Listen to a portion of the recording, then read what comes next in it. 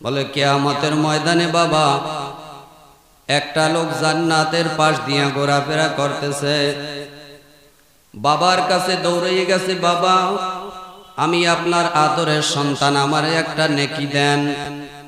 বাবা কিয়ামতের ময়দানে বলবে, কই আমি তো দুনিয়াতে বিবাহই করি নাই। এবার সন্তান দৌড়ে যাবে মায়ের কাছে, মা গো তুমি কত আদর করতা, নিজে না খাইয়া আমারে খাওয়াইতা, ভিজা জায়গায় ঘুমাইছো, শুকনা জায়গায় ঘুম পড়াইতা, আজকে তোমার সন্তান জাহান্নামে পড়িয়া যাইবে একটা নেকির জন্য। মা একটা নেকি যদি তুমি আমারে দাও, তোমার সন্তান জান্নাতে চলিয়া যাইবে। এই কথা বলার পরে মা ডাক দিয়া বলবে, কই দুনিয়াতে তো আমার কোনো বিবাহই হয় নাই, আমি তুমি আমার সন্তান কোথা থেকে আসলা, আমি তোমাকে চিনি না। এ যুবক ভাই, বৃদ্ধ বাবা, সন্তান বাবার কাছে দৌড়াইবে, বাবা ছেলের কাছে দৌড়াইবে, মা স্বামীর কাছে দৌড়াইবে, স্বামী স্ত্রীর কাছে দৌড়াইবে, কিন্তু কেউ কাউকে পরিচয় দিবে না, নেকি দেওয়ার ভয়। তখন ফেরেশতার কাছে জিজ্ঞেস করে, ও ভাই ফেরেশতা, একটা নেকির জন্য মায়ের কাছে গেলাম, মা নেকি দেয় নাই, বাবার কাছে গেলাম, বাবা নেকি দেয় নাই, স্বামীর কাছে গেলাম স্ত্রী হইয়া, স্বামী আমার একটা নেকি দেয় নাই, স্ত্রীর কাছে স্বামী হইয়া গেলাম, স্ত্রী আমার একটা নেকি দেয় নাই, নেকিটার এত দাম, এই নেকিটা এত দাম হইল কেমনে? এবার ফেরেশতা ডাক দিয়া বলে, আল্লাহর গোলাম, আল্লাহর জমিনে থাকা অবস্থায় যদি তুমি আল্লাহর শুকরিয়া জ্ঞাপন করিয়া আর একবার আলহামদুলিল্লাহ অথবা সুবহানাল্লাহ পড়তা, আমার মাওলা পাক রব্বুল আলামিন যেই নেকি তোমারে দিত, ওই একবার সুবহানাল্লাহ আলহামদুলিল্লাহ বলার নেকি দিয়া আজকে তুমি জান্নাতে চলিয়া যাইতা। সুবহানাল্লাহ, নারায়ে তাকবীর। নেকির দাম আছে না? কিছু লোক আছে বাবা সমাজের ভিতরে দেখবেন নামাজের কথা বললে, জিকিরের কথা বললে, নেক আমলের কথা বললে কয় এত নেকি দিয়া করমু কি নাউজুবিল্লাহ। ওর কপালটা এমন ভাবে পড়ছে, একদিকে তো আমার মাওলার হুকুম মানেই না, আবার তিরস্কারি করিয়া আরো জাহান্নামী হইতেছে। বাবা কোন আমলটা আপনার আল্লাহর দরবারে কবুল কেউ বলতে পারে না। এই জন্যে আমার মাওলার হুকুম মানা লাগবে, আমার মাওলারে বেজার বানাইয়া দুনিয়ারে খুশি বানাইলে জাহান্নাম ছাড়া উপায় নাই। আমার মাওলা পাক রব্বুল আলামিন কোরআনের ভিতরে বাবা সূরা বাকারার 275 নম্বর আয়াতে বলেন, ওয়া আহাল্লাল্লাহুল বাইআ ওয়া হাররামাহুর রিবা, ব্যবসাকে আমার মাওলা করছে হালাল আর সুদকে করছে হারাম। ব্যবসা হালাল, দেখছেন সবাই কয় না ব্যবসা কি, আর সুদ হারাম। অথচ দেখবেন মানুষ সুদের আপন বানাইছে, ঘরে ঘরে মুসলমানের সুদ ঢুকছে, মুসলমানের ঘর পাওয়া যায় না সুদ ছাড়া। আমি প্রায় জায়গায় বয়ানের ভিতরে বলি, অনেক হুজুররা সুদের কথা বলে না, ভয় পায়। সুদের কথা বললে যদি আবার সমস্যা হয়। আমি তো আমার কথা বলি না, আমি কোরআনের কথা বলি, আমার মাওলা পাকের কথা বলি। এটা তো আল্লাহ সূরা বাকারার 275 নম্বর আয়াতে স্পষ্ট বলেছেন, সুদ খাওয়া আর পায়খানার তাজা পায়খানা খাওয়া, টয়লেটের তাজা পায়খানা খাওয়া আর সুদ খাওয়া একই। পায়খানা খাওয়া কি ভালো না খারাপ? অনেক মজা লাগে, খুব খারাপ না? ঘৃণা লাগে, ঘৃণা লাগে না? ঘৃণা লাগে, পেটের ভিতরেই থাকে, কিন্তু বের হইয়া গেলে আর ওদিকে ফিরেও কেউ তাকায় না, গন্ধ আসে। পায়খানা খাওয়া যেমন ঘৃণার কাজ, পায়খানা যেমন হারাম, যদি কেউ সুদ খায় ওই সুদখোরের সুদ খাওয়া আর টয়লেটের তাজা পায়খানা খাওয়া একই কথা, ঠিক কিনা বলেন? সুদখোরের নামাজ কবুল হবে না, সুদখোরের রোজা কবুল হবে না, সুদখোরের হজ কবুল হবে না, সুদখোরের যাকাত কবুল হবে না, সুদখোরের দান সদকা কবুল হবে না, সুদখোরের ইবাদত কবুল হবে না, সুদখোরের কোন নেক আমল আল্লাহর দরবারে গ্রহণযোগ্য হবে? আস্তে কইলেন কা, জোরে কোন হবে?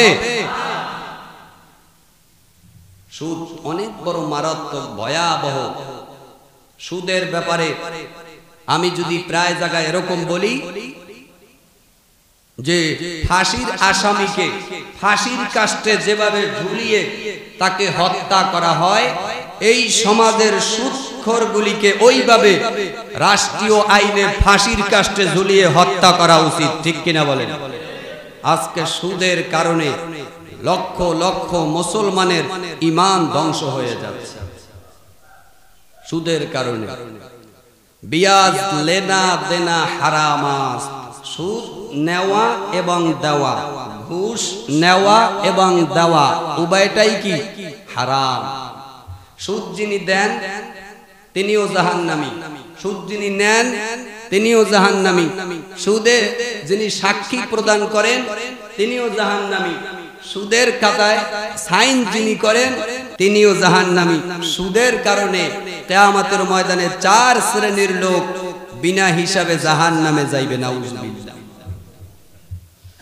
অনেকে বাবা বেজার হইতে পারেন, বাবা আপনি শয়তানের ধোঁকায় দুনিয়ার প্রলোভনে পড়ে এইটার সাথে জড়াইছেন। আপনি ইচ্ছা করে জড়ান নাই, বিপদে পইরা, অভাবে পইরা, স্বভাবে পইরা, দুনিয়ার প্রলোভনে পড়িয়া, দুনিয়ায় টাকার নেশায় পড়িয়া, শয়তানের ধোঁকায় পড়িয়া জড়াইছেন। পিছনেরটা জাগুয়া, সামনের দিকে আগুয়া। কথা বোঝেন নাই? পিছনে যা করছেন আল্লাহর কাছে এখন মাপ চাইবেন। আল্লাহ আজকে জুমার পরে আর জীবন থাক আর যাক, পকেটে টাকা থাক আর যাও, সুদের ধারে কাছেও যাব না ইনশাআল্লাহ। এটা নিয়ত করবেন। বিস্তারিত আলোচনা করার সময় নাই। সুদখোরের ব্যাপারে ৭৪টা অপরাধের কথা উল্লেখ করা হয়েছে। সুদখোরের ব্যাপারে বাবা ৭৪টা অপরাধের কথা উল্লেখ করা হয়েছে। তার ভিতরে বাবা সবচেয়ে ছোট অপরাধ সেটা হলো আপন মায়ের সঙ্গে জিনা করা, নাউজুবিল্লাহ। একটা সন্তানের জন্য এর চেয়ে বড় নাফরমানিমূলক কাজ আল্লাহর জমিনে আর থাকতে পারে না। এ বাবা দুইটা পায়ে হাত দিয়া বলিয়া যায়, দুইটা পায়ে হাত দিয়া বলিয়া দেই বাবা, এই নাফরমানিমূলক কাজের সঙ্গে জড়াইয়েন না। এক হাদিসের ভিতরে আসছে, যারা সুদের সঙ্গে জড়াইছে তারা আমার আল্লাহর সঙ্গে যুদ্ধের ঘোষণা দিছে, নাউজুবিল্লাহ। আল্লাহর সঙ্গে কোনো বান্দা যুদ্ধ করতে পারে না। বলতে পারেন হুজুর যুদ্ধ কেমন করিয়া হইল? যুদ্ধ হইল এমন, আমার মাওলাই হুকুমটা আপনারে মানতে নিষেধ করছে, এই কাজের ধারে কাছেও যাইতে নিষেধ করছে। আমার মাওলা কোরআনের ভিতরে সুদের বিরুদ্ধে কথা বলিয়া দিছেন।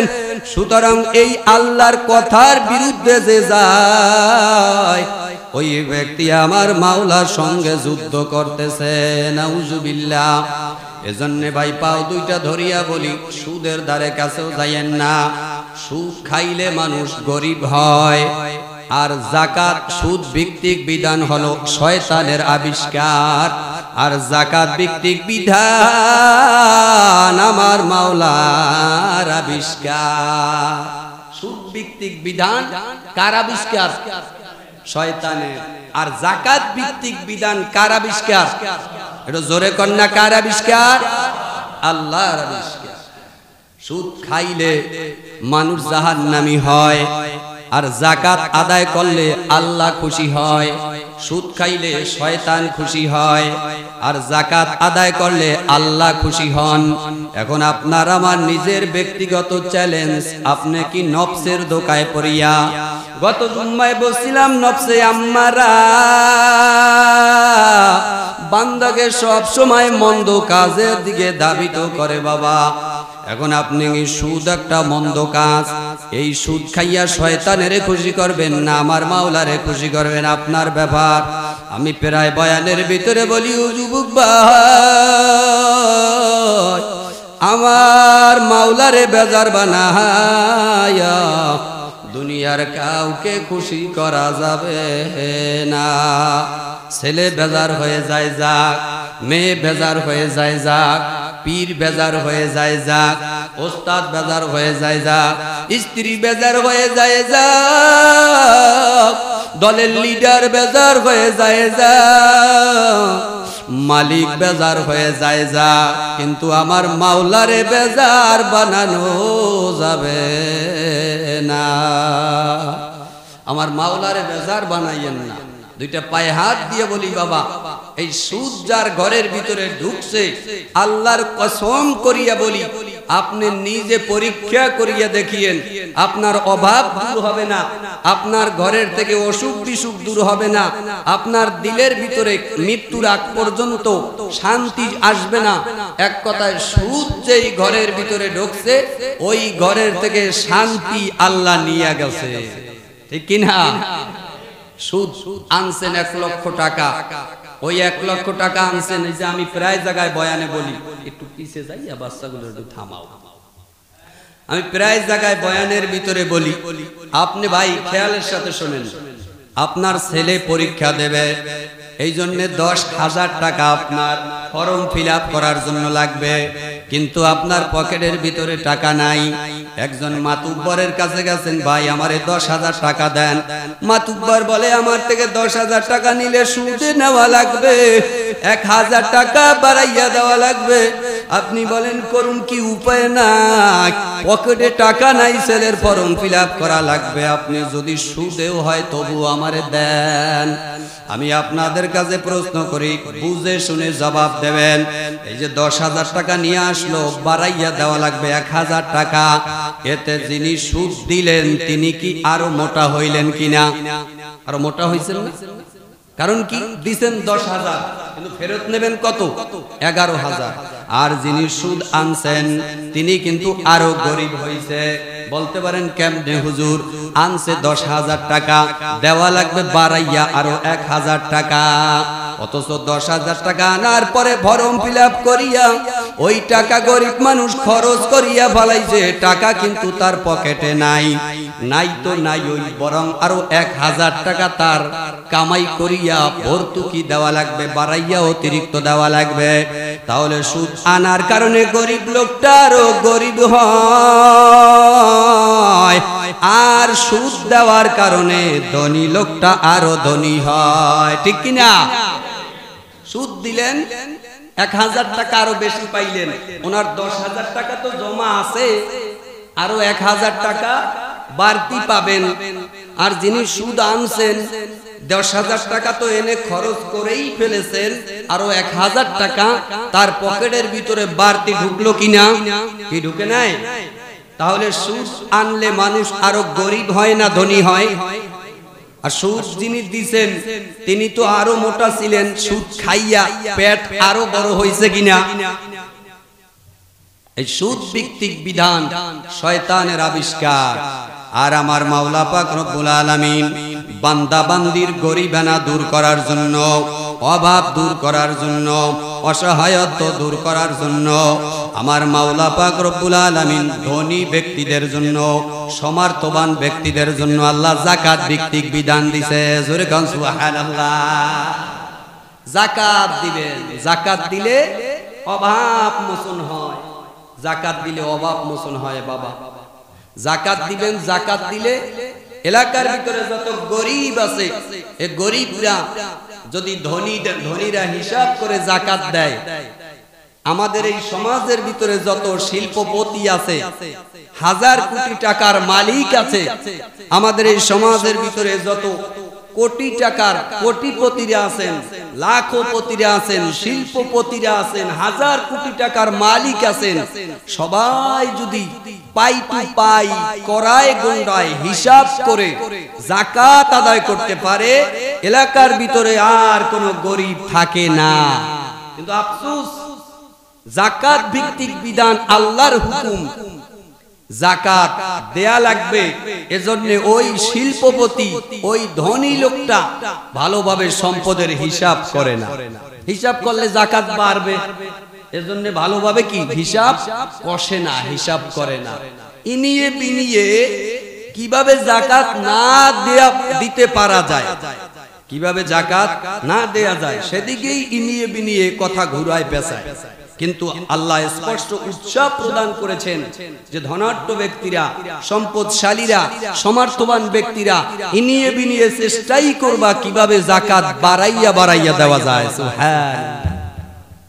যাকাত দিলে কি, যাকাত দিলে যিনি যাকাত দিবেন সমর্থবান ব্যক্তি, অর্থশালী ব্যক্তি, বিত্তবান ব্যক্তি, শিল্পপতি, তার সম্পদ পরিষ্কার হয়, তার সম্পদ পাক হয়, পবিত্র হয়, তার সম্পদ পরিষ্কার হয়, হালাল হয়। এদিকে গরিবের অভাব মোচন হয়। সুবহানাল্লাহ। গরিবের কি হয়? অভাব মোচন। এটা আমরা বুঝি না। পরশু নামাজ রাকাত রাকাত, জিকির আর কোরআন তেলাওয়াত। পরশু নামাজ রাকাত রাকাত, জিকির আর কোরআন তেলাওয়াত। কত মুমিন বুকে রেখে হাত, আদায় করো কিনা তোমার সম্পদের যাকাত। ঠিক কিনা? আদায় করছো কিনা তোমার সম্পদের যাকাত। পরশু নামাজ রাকাত রাকাত, কি নামাজ পড়ে না? নামাজ পড়ে, তাহাজ্জুদ পড়ে, ইশরাক পড়ে, আউয়াবিন পড়ে, এরকম ব্যক্তি আছে, টাকার মালিক। পরশু নামাজ রাকাত রাকাত, জিকির আর কোরআন তেলাওয়াত। কত মুমিন বুকে রেখে হাত, আদায় করো কিনা তোমার সম্পদের যাকাত। সম্পদের যাকাত আদায় করছে কিনা আল্লাহ বলতেছেন যে নামাজ তো পড়ছো রাকাত রাকাত, জিকিরও করেছো, কোরআনও তেলাওয়াত করেছো, কিন্তু তুমি বুকে হাত দিয়া বলো তোমার সম্পদের যাকাত কি তুমি ঠিকভাবে আদায় করছো কিনা। কারণ সম্পদ দিলে, যাকাত দিলে সম্পদ কি হয়? পরিষ্কার হয়। ময়লা কাপড় হয় পরিষ্কার, ময়লা কাপড় হয় পরিষ্কার, সাবান দিয়া ধুইলে সম্পদের ময়লা পরিষ্কার হয়। যাকাতে পরিশোধ করিলে, যাকাতে পরিশোধ করিলে। সুবহানাল্লাহ বলেন। ময়লা কাপড় পরিষ্কার হবে সাবান দিয়ে কি ধুইলে, আর সম্পদের ময়লা পরিষ্কার হবে যাকাত পরিশোধ করিলে। ময়লা কাপড় হয় পরিষ্কার সাবান দিয়া ধুইলে, সম্পদের ময়লা দূর হইবে যাকাতে পরিশোধ করিলে, যাকাতে পরিশোধ করিলে। জোরে কোন সুবহানাল্লাহ।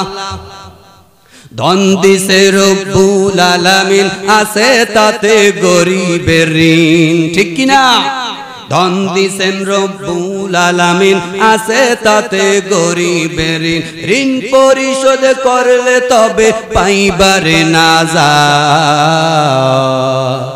আদায় করো কিনা তোমার সম্পদের যাকাত। কত মুমিন বুকে রেখে হাত, আদায় করছো কিনা তোমার সম্পদের যাকাত। পরশু নামাজ রাকাত রাকাত, জিকির আর কোরআন তেলাওয়াত। পরশু নামাজ রাকাত রাকাত, জিকির আর কোরআন তেলাওয়াত। কত মুমিন বুকে রেখে হাত, আদায় করো কিনা তোমার সম্পদের যাকাত। আদায় করছো কিনা তোমার সম্পদের যাকাত। জোরে কোন মারহাবা। কি খারাপ লাগে বাবা? যাকাত আদায় করবেন, পূর্ণাঙ্গ হিসাব করবেন, যাকাত আদায় করতে ভুল করবেন না। আপনার যে সম্পদ আছে এই সম্পদ ইনিয়ে বিনিয়ে যাকাত যেন দেওয়া না লাগে সেদিকে বাবা হিসাব করবেন না, বরং যাকাত দিতে যেন আপনি উৎসাহ পান, আপনার স্ত্রীকে আপনি উৎসাহ প্রদান করেন যে আল্লাহ আমাদেরকে সম্পদ দিয়েছে, চলো আমরা হুজুরের কাছে যাই অথবা ভালো বিজ্ঞ মুসলমানের কাছে যাই, পূর্ণাঙ্গ হিসাব করি, আমরা যাকাত দেই। একটা জিনিস মনে রাখবেন, যাকাত দেওয়া এটা আপনার ব্যক্তিগত কিছু না, এটা কার বিধান? জোরে গণ, আল্লাহর বিধান। আল্লাহ দিতে বলছে, আর আপনি মনে করবেন না যে আমি যাকাত দেব কেন। আপনার এইটা কেন মনে করার দরকার নাই, কারণ যাকাতের যেই টাকা এটা আপনার নয়, এটা গরিবের টাকা আপনার সম্পদের ভিতরে ঢুকছে, গরিবের পাওনা আপনার সম্পদের ভিতরে ঢুকছে। আপনি ওই গরিবের পাওনাটা আপনার টাকা থেকে, যেমন শ্রমিক মালিকের কাজ করলে, কাজ করার পরে সন্ধ্যাবেলা মালিক কি কয় যে টাকা দিব কেন? বলে না, কারণ মালিক জানে শ্রমিক কাজ করেছে, আমার টাকার বান্ডেলের ভিতরে শ্রমিকের টাকা ঢুকে পড়েছে। ঠিক কিনা বলেন? ঠিক বাবা। যারা যাকাত দিবেন, যারা সম্পদ আছে আপনার, এই 100 টাকার ভিতরে গরিবের 2.5 টাকা ঢুকছে, আপনার 1000 টাকার ভিতরে গরিবের 25 টাকা ঢুকছে, আপনার 1 লক্ষ টাকার ভিতরে গরিবের 2500 টাকা মানে 2500 টাকা ঢুকছে। এই 2500 টাকা দিয়া, 100 থেকে 2.5 টাকা দিয়া, 1000 থেকে 25 টাকা দিয়া, 1 লক্ষ থেকে 2500 টাকা দিয়া আপনার সম্পদকে আপনি পবিত্র করবেন। 100 টাকা থেকে 2.5 টাকা দেওয়ার আগ পর্যন্ত, 1000 টাকা থেকে 25 টাকা দেওয়ার আগ পর্যন্ত, 1 লক্ষ টাকা থেকে 2500 টাকার যাকাত দেওয়ার আগ পর্যন্ত ওই সম্পদ, ওই টাকা খাওয়া আপনার জন্য হারাম। ঠিক কিনা বলেন? এটা খেয়াল রাখতে হবে, খেয়াল রাখতে হবে, ভুলে গেলে চলবে না। ওই 2500 টাকা আপনার নয়, ওইটা গরিবের হক। এখন সিস্টেম পদ্ধতি কি দেওয়ার? সিস্টেম পদ্ধতি আছে না দেওয়ার? মা বাবা যাকাতের টাকা মা বাবাকে দেওয়া যাবে না, মামা খালা খালু ফুফা দাদি, হ্যাঁ এই যে যারা আছেন তাদেরকে আপনি যাকাতের টাকা দিবেন, কিন্তু মা বাবাকে যাকাতের টাকা দেওয়া যাবে না। অবশ্যই নিকটবর্তী যারা গরিব তাদেরকে দিবেন। দেওয়ার পদ্ধতি হলো, ওই গরিব অসহায় অভাবী মানুষ আপনার ঘরের কাছে এসে দরওয়াজায় টোকা দিয়া বলবে আমাকে যাকাতের টাকা দেন, এরকম নয়, বরং আপনি যাকাতের টাকা নিয়া এলাকার ভিতরে পাগলের বেশে ঘুরবেন, আর যাকাত কে পেতে পারে তাকে খুঁজবেন, যাকাত তাকে দিয়া তার হাতে ধইরা বলবেন আমার যে দেওয়ার দায়িত্ব ছিল, আমার সম্পদ পবিত্র করা দরকার ছিল, এই টাকাটা তুমি পাও না ছিলা, তোমার টাকা নিয়ে আমি তোমাকে খুঁজে পেলাম, তোমাকে দিয়ে গেলাম, এ কথা বলে তার পাওনা টাকা তাকে দিয়ে আপনি চলে আসবেন। এটাই কিন্তু দেওয়ার সঠিক পদ্ধতি। কিন্তু আমরা করি কি? তোমারে যাকাত দিলাম, এই টাকাটা কিন্তু চাইলে রহিমার মায়েরে দিতে পারতাম, খবরদার তারে না দিয়ে আমি তোমারে দিছি, আইসা একটু বাড়ি ঘর পরিষ্কার করে দিও, ঝাড়পোছ করিয়ে দিও। নাউজুবিল্লাহ, নাউজুবিল্লাহ। এতে কি যাকাত আদায় হবে? যাকাত আদায় হবে না, কারণ এই যাকাতের টাকাটা তো আপনার নয়, এই টাকাটা আপনার কাছে গরিব লোকটা পাও না। যারা ব্যবসা করেন, দোকানদার, ব্যবসায়ী, কাপড়ের ব্যবসায়ী, অমুকের ব্যবসায়ী, তমুকের ব্যবসায়ী, আপনি কি আপনার কাছে কি পাওনাদার ঘরে? আপনার কাছে কি পাওনাদার ঘরে? আপনি নিজে এই পাওনা টাকা আপনার কাছে যিনি পাবেন তারে আপনি খুঁজবেন, কিন্তু যিনি মালিক তিনি কিন্তু আপনাকে খুঁজবে না। যদিও আমাদের সমাজ উল্টা, লেনদেন খারাপ হওয়ার কারণে ওই ব্যবসায়ী ভাই আমাকে খোঁজে, কিন্তু মূলত উচিত হলো আমি তার থেকে বাকি খেয়েছি, তিনি আমাকে খুঁজবে না, যেহেতু সে আমার কাছে পাবে, আমি খুঁজে আমার এই পাওনা টাকা আমি তারে সঠিকভাবে পৌঁছাই দেব। এজন্য বাবা স্বর্ণ 7.5 তোলা কি স্বর্ণ, 52.5 তোলা রূপ্য, এটা হলো নেশাব। অনেক সময় এরকম হয় যে আমার ঘরে আমার স্ত্রীর কানে, নাকে, গলায়, হাতে অনেক স্বর্ণ আছে, বালা আছে, এগুলো হিসাব করলে যাকাত দেয়া লাগে।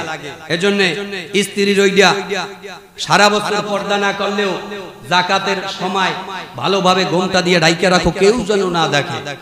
তোমার এই গলায়, কানে, নাকে, হাতে এই স্বর্ণের জিনিস দেখলে পাড়া প্রতিবেশী বলবে মাতুব্বার তার বউয়ের যাকাত দেয় না। এরকম আছে না নাই? হ্যাঁ, তবে নেশাব পরিমাণ সম্পদ যার, যিনি নেশাব পরিমাণ সম্পদের মালিক হবেন তিনি যাকাত দেবেন। যদি ওই কানের জিনিস, নাকের জিনিস, হাতের গলার জিনিস স্ত্রীর হয়, স্ত্রী যাকাত দিবেন। আর যদি স্ত্রীর পক্ষ থেকে স্বামী তার আদায় করে দিতে পারে, আলহামদুলিল্লাহ, ভালো কথা, তবে যাকাত আদায় করতে হবে। এখন এখানে একটা হিসাব আছে যে 7.5 তোলা স্বর্ণ এর মূল্য আর 52.5 তোলা রূপা এর মূল্য বর্তমান বাজার দর হিসাবে আকাশ পাতাল ব্যবধান, ঠিক না? আকাশ পাতাল ব্যবধান। তবে মাসালাও আছে যে গরিব যেন যাকাত পায়, সেই দিকে উৎসাহ প্রদান করতে হবে। তাহলে যদি আপনি 7.5 তোলা স্বর্ণের হিসাব করেন, অধিকাংশ সমাজের মানুষ এত স্বর্ণের মালিক নাই, কিন্তু রূপা 52.5 তোলা এই রূপার মালিক অ্যাভেলেবেল সমাজে পাওয়া যায়। এজন্য হাদিসের ভিতরে যাকাত দেওয়ার ব্যাপারে উৎসাহ প্রদান করেছে। এজন্য হাদিসের ভিতরে আসছে নিম্নে যার ঘরের ভিতরে 52.5 তোলা রূপা থাকবে অথবা এর মূল্য থাকবে তাকেই নিসাব পরিমাণ সাব্যস্ত করা হয়েছে, তিনি নিসাবের মালিক। যার ঘরের ভিতরে 50 থেকে 60 হাজার টাকা সারা বছর খাওয়ার পরে, স্ত্রীর ব্যবহারের পরে, ছেলে মেয়ের খরচ চালাবার পরে, বাজার খাওয়ার পরে সব কিছু যখন তার ব্যবহার করা শেষ হয়ে যাবে, এক কথায় বছরের পূর্ণাঙ্গ ব্যয়ের পরে, সাংসারিক খরচের পরে যদি অতিরিক্ত 50, 60, 70 হাজার টাকার মালিক কেউ থাকেন, তিনি নেশাব পরিমাণ সম্পদের মালিক, তাকেই যাকাত দেওয়া লাগবে। সুবহানাল্লাহ, তাকেই কি যাকাত দেওয়া লাগবে। এজন্য বাবা আমরা যাকাত ঠিক মতো দিয়ে দেব ইনশাআল্লাহ। এই যে আপনার যাকাত যাদের উপর ফরজ, যাকাত যাদের উপর কি ফরজ, 1 নম্বরে সম্পদের পূর্ণাঙ্গ মালিকানা থাকা। যেই সম্পদ এটার পূর্ণ মালিক আপনি, আপনার প্রতি যাকাত কি ফরজ। 2 নম্বরে সম্পদ উৎপাদনক্ষম ও বর্ধনশীল হতে হবে। সম্পদ কি উৎপাদনক্ষম এবং বর্ধনশীল হতে হবে। আপনার বাসা বাড়িতে খরচ করার পরে সম্পদ যেটা বেড়ে গেছে, যেটা অতিরিক্ত হয়ে গেছে, এরকম ব্যক্তি নিসাব পরিমাণ সম্পদের মালিক। 3 নম্বরে নিসাব পরিমাণ সম্পদের মালিক হতে হবে। 7.5 তোলা স্বর্ণ অথবা নিম্নে 52.5 তোলা রূপা, এই পরিমাণ সম্পদের নিসাব পরিমাণ মালিক হলে আপনাকে যাকাত দেওয়া লাগবে। 4 নম্বরে বছরের মৌলিক প্রয়োজন মেটানোর পরে অতিরিক্ত সম্পদ থাকলেই শুধু যাকাত ফরজ হবে। আল্লাহ কি বিধান চাপাই দিছে? আল্লাহ বিধান চাপাইয়া দেন নাই। 5 নম্বরে যাকাত ফরজ হওয়ার জন্য ঋণ মুক্ত হওয়া লাগবে। যাকাত ফরজ হওয়ার জন্য কি ঋণ মুক্ত হওয়া লাগবে। ঋণ থাকলে আমার মাওলা আপনার উপরে যাকাত চাপাইয়া দেয় নাই। আগে ঋণ পরিশোধ করো। কুরবানির সময় অনেক ব্যবসায়ীকে দেখা যায়, অনেক শিল্পপতি কোটিপতিকে দেখা যায়, কত মানুষ তার কাছে টাকা পায়, ঋণ পরিশোধ না করিয়া বড় ষাঁড় গরু জবাই দেয়, আছে না নাই? নাম কামাইছে, নাম সেতাইছে, জম্মের কামান কামাইছে নাম। এদিকে গরিব টাকা পায়, অভাবে ঘরের ভিতরে চোখের পানি ঝরায়। ওই ব্যক্তি 100 ষাঁড় জবাই দিলেও ওর কোরবানি আল্লাহর দরবারে কবুল হবে? আস্তে কইছেন কা ভয় করে, জোরে কোন কবুল হবে? কবুল হবে না। এজন্য অবশ্যই আমাদের খেয়াল রাখতে হবে বাবা, যাকাত পাই টু পাই আদায় করবেন। যাদের প্রতি যাকাত ফরজ করা হয়েছে অবশ্যই আমরা যাকাত দিয়ে দেব ইনশাআল্লাহ। এরপরে আপনারা আসেন আমাদের ফিতরার যে ব্যাপারটা, ফিতরা, এই ফিতরা আদায় করবেন। ফিতরাটাও গরিবের হক। এই যে আমরা রোজা রাখি, রোজা রাখার পরে বাবা অনেক সময় রোজার ভিতরে ত্রুটি বিচ্যুতি আছে, চোখের জেনা আছে, মুখটা গুনার দ্বারা ভরপুর, জিহ্বার গুনাহ আছে বাবা, হাতের গুনাহ আছে বাবা, নাকের গুনাহ আছে, এমনকি পশম দ্বারাও আমাদের গুনাহ হয়। যার কারণে রমজানের অনেক নিয়ম কানুন, আল্লাহর বিধান পূর্ণাঙ্গ মানতে পারি না। এই জন্য আমার মাওলা পাক রব্বুল আলামিন বলিয়া দেয়, বান্দা বান্দি তোমরা যদি রমজানুল মুবারক শেষ হইলে প্রত্যেক ব্যক্তি নিজ নিজ দায়িত্বে স্ব দায়িত্বে যদি ফিতরা আদায় করো, রমজানের ভুল ত্রুটি সব কিছু মাফ করিয়া রোজাকে আল্লাহ কবুল করে নেয়। নারায়ে তাকবীর। কি ঘুমাই গেছেন নাকি? সারা শব্দ নাই। ছাত্র ওস্তাদের মতো হইতে হবে, ওস্তাদ তো চিল্লায়, ছাত্র চুপ করে থাকলে হইবে নাকি? এই জন্য বাবা ফিতরা আদায় করে দিবেন। ফিতরা আদায়ের বিধান হলো ঈদগাহের ময়দানে যাওয়ার আগেই যার যার পাওনা তাকে বুঝাইয়া দাও। ঈদগার ময়দানে যাওয়ার আগেই কি পাওনা বুঝাই দিবেন, ফিতরা দিয়ে দেবেন। আর যাকাতের যে কথা বলতেছিলাম, সময় কম, আরেকটি কথা বলে দেই। যাকাত আদায়ের বেলায় আমরা এক লোকের ধরেন 5 লক্ষ টাকা যাকাত হইছে অথবা 1 লক্ষ টাকা যাকাত হইছে, ওই লোকটা যাকাত কিভাবে দিবে? আমি সব সময় বয়ানে বলি, এই আপনার 5 লক্ষ টাকা, 1000 টাকা অথবা 1,25,000 টাকা, এই টাকাগুলি আপনি একজন ব্যক্তি অথবা 2 জন ব্যক্তি অথবা 3 জন অসহায় গরিবকে দেন, অথবা একটা মেশিন কিনে দেন। কাপড় সেলাই করা মেশিন আছে না, একটা কাপড় সেলাই করা টেইলার্সের মেশিন কিনে দেন, যে এইটা তোমারে কিনে দিলাম, তুমি এখন থেকে টেইলার্সে এই কাজ করে জীবন যাপন করবা, আর জানি কোনোদিন গরিব হিসাবে ভিক্ষুকের মতো কারো কাছে হাত পাততে পারবা না। অথবা একটা গাড়ি কিনে দেন, একটা অটো কিনে দেন, একটা ভ্যান কিনে দেন, একটা রিকশা কিনে দেন। এক কথায় যাকাত আসছে অভাবীদের অভাব মোচনের জন্য। যাকাত দিবেন এমন ভাবে সেই লোকটা যেন এই বছরে তার অভাব মোচন করতে পারে। কিন্তু আফসোস, আমাদের দেশে যাকাত দেয় কিভাবে জানেন? 500 কাপড় কেনে, একটা কাপড়ের দাম 120 টাকা বা 200 টাকা বা 250 টাকা। আমাদের এলাকায় আমি নিজ চোখে দেখছি, ওই মহিলা তার মেয়েরে নিয়ে আসে, তার ভাইয়ের বউরে নিয়ে আসে, তার অমুক আত্মীয়রে 4-5 জন বুদ্ধি শুদ্ধি কইরা এরপরে মাতুব্বরের বাড়ি আসে। মাতুব্বর আবার এই যাকাতের কাপড় দিবে দেখা বিশাল বাউন্ডারি দিয়া বাঁশ দিয়া ব্যারিকেড দিছে, জানো ঠেইলা কেউ কারো আগে আসতে না পারে।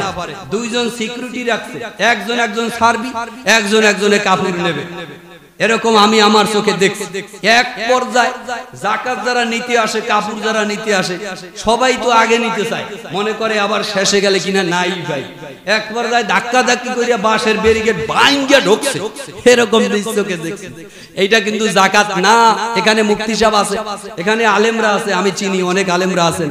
আজকে স্পষ্ট আমি সবাইকে হাজিরানা মজলিসে বলছি, এইভাবে যাকাত আদায় করার কথা কুরআন এবং হাদিসের কোথাও লেখা নাই।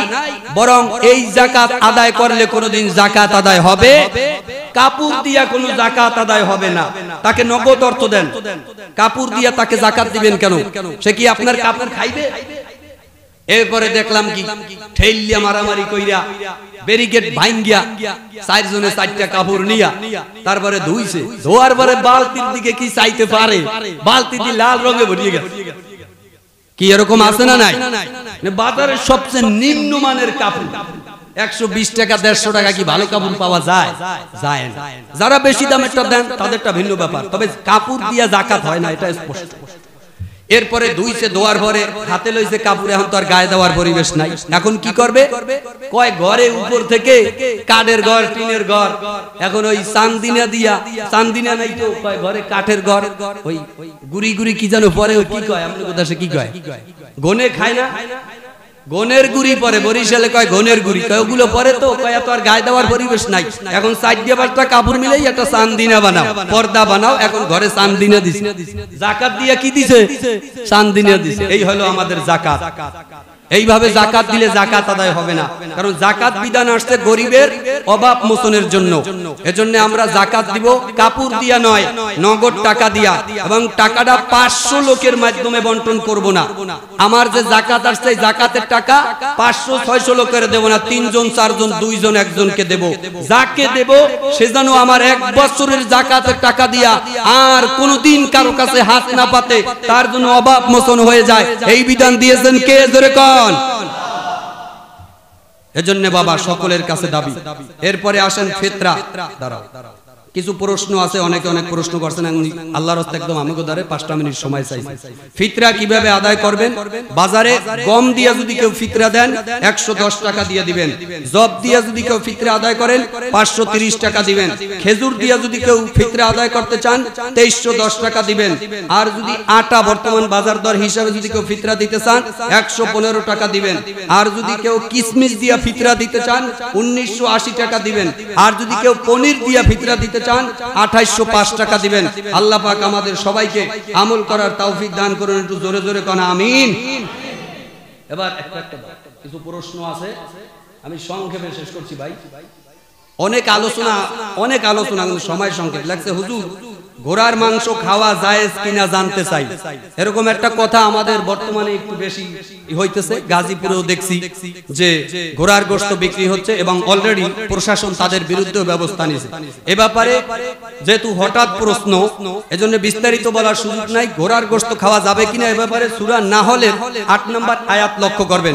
সেখানে আল্লাহ স্পষ্ট বলেছেন, ঘোড়া খচ্চর গাদা আমি তোমাদের আরোহণের জন্য দিয়েছি, মানে তোমরা এই ঘোড়ার উপরে চৈরা, এই গাদার উপরে চৈরা, খচ্চরের উপরে চৈরা পথ চলবা। এজন্য আল্লাহ ঘোড়া এবং গাদা খচ্চর আমাদেরকে আরোহণের জন্য দিয়েছে, শোভা সৌন্দর্যের জন্য দিয়েছে। তবে হযরতে জাবের ইবনে আব্দুল্লাহ রাদিয়াল্লাহু তাআলা আনহু বুখারী শরীফের 5520 নম্বর হাদিসের ভিতরে বলেন যে আল্লাহ রাসূল সাল্লাল্লাহু আলাইহি ওয়াসাল্লাম খায়বার যুদ্ধের সময় গাদা খচ্চর খেতে নিষেধ করেছেন, তবে ঘোড়া খাওয়ার অনুমতি দিয়েছেন। স্পষ্ট কিনা? তাহলে কোরআনে কিন্তু আল্লাহ বলে নাই যে ঘোড়া খাইয়েন না অথবা খান। সমাধান আসছে কোথায়? হাদিসে, বুখারী শরীফের 5520 নম্বর হাদিস। এখানে আল্লাহ রাসূল বলেন যে খচ্চর গাদা এগুলো খেতে আল্লাহ নিষেধ করেছেন, তবে ঘোড়া খাওয়ার অনুমতি আছে। অন্য হাদিসের ভিতরে আসছে ঘোড়া খাওয়া মাকরু। ঘোড়া খাওয়া কি? তবে মাকরু তাহারিমি হারাম এটা নয়, তানজি মানে অপছন্দনীয়। যদি কেউ পছন্দ করে, ভক্তি হয়, খেতে চায়, খেতে পারবে। আর যদি কেউ না খায় সেটা তার ব্যক্তিগত ব্যাপার। এরপরে আসছে নামাজের সামনে দিয়ে যাওয়া যাবে কিনা। নামাজের সামনে দিয়ে যাওয়া যাবে না। যিনি নামাজ পড়বেন তার যদি সামনে 2 কাতার অতিরিক্ত বাড়তি থাকে, নামাজে দাঁড়াইছেন উনি, ওখান থেকে তার 1 কাতার এবং ওই কাতার ছেড়ে আরো সামনে কয় কাতার, 2 কাতার যদি বাড়তি থাকে, টোটাল 3 কাতার সামনে দিয়ে যদি কেউ চায় যেতে পারবে, তাছাড়া কেউ যেতে পারবে না। হাদিসের ভিতরে আসছে, আবু দাউদ শরীফের হাদিস, যদি কেউ জানতো নামাজের সামনে দিয়ে যাওয়া কি অপরাধ, 40 বছর দাঁড়াই থাকতো তবুও তার সামনে দিয়ে যেত না। জোরে বলুন সুবহানাল্লাহ। এজন্য নামাজের সামনে দিয়ে যাবেন না। যাবেন নাকি? তেলাওয়াতের সেজদায় গিয়ে কি পড়ব? এই যে হাফেজরা নামাজ পড়ায়, তারাবি পড়ায়, অনেক সময় বলে যে প্রথম রাকাতে সেজদা আছে, এরকম বলে না? তো এরকম যদি হয় তাহলে তেলাওয়াতের সেজদা, মানে নামাজের কোরআন শরীফের ভিতরে তেলাওয়াত করতে গেলে অনেক জায়গায় সেজদা আছে, ওই সেজদাগুলি দেওয়া ওয়াজিব, না দিলে গুনাহ হবে। ওই সেজদায় যাইয়া সুবহানা রাব্বিয়াল আলা, সুবহানা রাব্বিয়াল আলা, সুবহানা রাব্বিয়াল আলা কমপক্ষে 3 বার পড়বেন। আল্লাহু আকবার বলিয়া সেজদায় যাবেন, 3 বার সুবহানা রাব্বিয়াল আলা পড়বেন, আল্লাহু আকবার বলে আবার সোজা দাঁড়াইয়া যাবেন ইনশাআল্লাহ। এরপরে তারাবির নামাজ পড়তে পারি না কিন্তু রোজা রাখি, তাতে কি রোজা হবে? তারাবির নামাজ পড়তে পারেন না, রোজা রাখেন, তাতে রোজা হবে, কারণ রোজা হলো ফরজ বিধান। রোজা কি দেখছেন? কয় না। কার বিধান? রোজা হলো ফরজ বিধান, আল্লাহর বিধান। আর নামাজটা হলো সুন্নাত। যদিও সুন্নাত পড়বেন, কারণ রোজা রাখার পরে যদি আপনি তারাবির নামাজটা না পড়েন তাহলে সুন্নতের যে একটা আমল, আল্লাহর রাসূলের যে একটি দোয়া আপনার প্রতি, সেটা থেকে আপনি মাহরুম হবেন। এজন্য রোজা রাখলে, তারাবি নামাজ না পড়লে রোজা হবে, তবে সুন্নতের যে একটা মর্যাদা সেটা থেকে আপনি মাহরুম হবেন। সময় সংক্ষেপ। এবার বলছে অসুস্থতার কারণে রোজা রাখতে পারি না, করণীয় কি? গুরুত্বপূর্ণ একটা প্রশ্ন। অসুস্থতার কারণে যদি কেউ রোজা রাখে, যদি তার অসুস্থতা বেড়ে যায়, ডাক্তার যদি তাকে রোজা রাখতে নিষেধ করে, তাহলে সে অবশ্যই রোজা ভাঙতে পারবে, তবে সুস্থ হইলে রোজাটাকে কাজা করবে। রোজাটা কি করবে? তবে একটা রোজার বিনিময়ে একটাই রাখবে। সুস্থ ব্যক্তি যদি রোজা ভাঙে, একটা রোজা ভাঙার কারণে 60টা রোজা তার জরিমানা। ওই 60টা রোজার ভিতরে যদি রাখতে যাই, আবার একটা ভাঙে, আবার ফের শুরু থেকে 60টা রাখতে হবে। তবে অসুস্থ ব্যক্তি যদি রোজা রাখতে না পারে, তাহলে সুস্থ হওয়ার পরে একটা রোজা কি করবে? কাজা করবে। কি করবে? এখন সুস্থ অসুস্থ এমন যে পরবর্তীতে তার রাখার কোনো সুযোগ নাই, সে ব্যক্তি কি করবে? তাহলে এক ফিতরা পরিমাণ কাফারা আদায় করবে। এক ফিতরা পরিমাণ বোঝেন 115 টাকা। একটা রোজার বিনিময় কয় টাকা? 115 টাকা এই পরিমাণ ফিদিয়া আদায় করবে। এরপরে আসছে বৈঠকে হাতের আঙ্গুল কখন উঠাবো? ও বুঝছি, মানে নামাজের সময় 2 রাকাতের পর একটা বৈঠক হয়, 4 রাকাতের পর একটা বৈঠক হয়। এই সময় অনেকে নামাজের ভিতরে আমার পাশে অনেকে বসে, দেখলে আমার মেজাজটাই গরম হয়। নামাজের মেরে মেরে মেরে মেরে মেরে মেরে করে দেখছেন নি আমরা? এটা একটা ফাজলামি, এটা একটা ফাজলামি। হাদিস শরীফের ভিতরে আছে আল্লাহ রাসূল সাল্লাল্লাহু আলাইহি ওয়াসাল্লাম, যে আল্লাহর রাসূল এ ব্যাপারে একটা স্বাক্ষর কথা এসেছে। তবে এই সময় যদি কেউ 2 রাকাত নামাজ পড়ার পরে অথবা 4 রাকাতের বৈঠকে কেউ যদি একটু আঙ্গুল উঠাইতে চান, তাহলে ডান হাতের শাহাদাত আঙ্গুলি, কোন হাতের?